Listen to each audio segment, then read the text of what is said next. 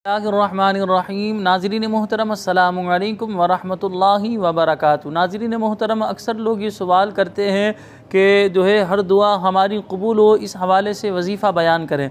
याद रखें, अक्सर दुआ कबूल हो इस हवाले से आप आसान लफ्ज़ों में समझ लें।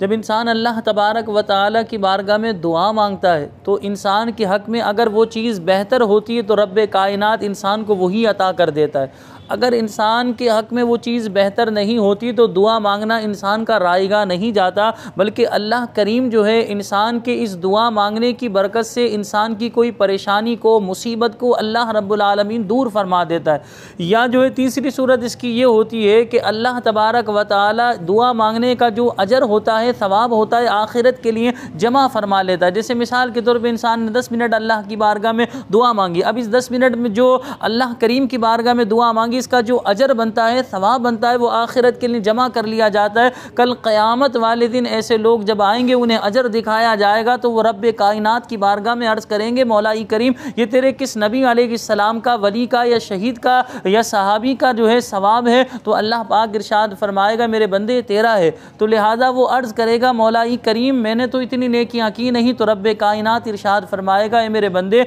जब तू दुनिया में मुझसे दुआ मांगा करता था, दुनिया में देना तेरे हक़ में बेहतर नहीं था, तो लिहाजा ये अजर जो है, ये सवाब हमने आखिरत के लिए जमा कर लिया, तो लिहाजा ये सारा सवाब तेरा है। तो इंसान उस वक्त तमन्ना करेगा कि काश दुनिया में मेरी कोई दुआ जो है कबूल ना होती, यानी दुआ की जो कबूलियत के आसार होते हैं वो ज़ाहिर ना होते, ताकि ये अजर व सवाब मुझे मिल जाता। तो लिहाजा इसमें बाज़ लोग जो है जज्बातीपन का इज़हार करते हैं, जल्दबाजी करते हैं। तो अगर इंसान के हक़ में बेहतर होता है तो खालिक़े कायनात इंसान को वही अता कर देता है। अगर इंसान के हक़ में बेहतर नहीं तो दुआ मांगना इंसान का रायगा नहीं जाता, बल्कि अल्लाह तबारक व तआला उस दुआ की बरकत से बंदे की कोई मुसीबत परेशानी को दूर फरमा देता है। या तीसरी सूरत यह है कि अल्लाह करीम जो है उस सवाब को जमा फरमा लेता है, कल क़यामत वाले दिन बंदे को वो अजर दे दिया जाएगा। तो पता ये चला कि दुआ मांगने में सरासर फ़ायदा ही फ़ायदा है, नुकसान का कोई पहलू ही नहीं। आज देखिए हमारी मसाजिद के अंदर अगर इमाम साहिब नमाज के बाद दुआ मांग रहे हैं, उनकी दुआ थोड़ी सी तवील हो जाए, लोग एतराज़ात करना शुरू कर देते हैं कि भाई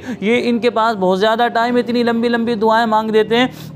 तो अगर आपने इस दुआ में शरीक नहीं होना तो आप जा सकते हैं, लेकिन इमाम साहिब पर, ख़तीब साहिब पर एतराज़ात करना ये गलत तरीका है। तो याद रखें, दुआ की कबूलियत के भी औक़ात उलमा ने किताबों में लिखे हैं, लेकिन इंसान को चाहिए इज्ज़ो इनकिसारी का इजहार करता रहे, खालिक़े कायनात की बारगाह में मांगता रहे। और अल्लाह रब्बुल आलमीन को ये बात बहुत ज़्यादा महबूब है कि बंदे अल्लाह करीम की बारगाह में मांगे। और इंसान कितना खुश नसीब है कि इंसान मखलूक के सामने मांगने नहीं गया, बल्कि उस खालिक़े कायनात की बारगाह में मांग रहा है जिसके ख़जाने की कोई इंतहा ही नहीं, जिसके ख़जानों की कोई लिमिट ही नहीं। अल्लाह करीम के पास इतने ख़जाने हैं। किताबों में हमने पढ़ा कि अल्लाह करीम की बारगाह में कायनात के तमाम लोग मांगना शुरू करें और अल्लाह पाक सबकी मुरादों को जो है पूरा कर दे, सबको वो अता कर दे जो उन्होंने मांगा है। फिर भी अल्लाह करीम के ख़जाने में सुई के नाके के बराबर कमी वाक़ई नहीं होगी। तो लिहाजा हम सबको सोचना चाहिए कि हम जो है अल्लाह रब्बुल आलमीन की बारगाह में इखलास के साथ, आजिज़ी और इनकिसारी के साथ मांगे। अल्लाह करीम को मांगना बेहद पसंद है। और अल्लाह करीम ने खुद कुरान मजीद फुरक़ान हमीद में इरशाद फरमाया,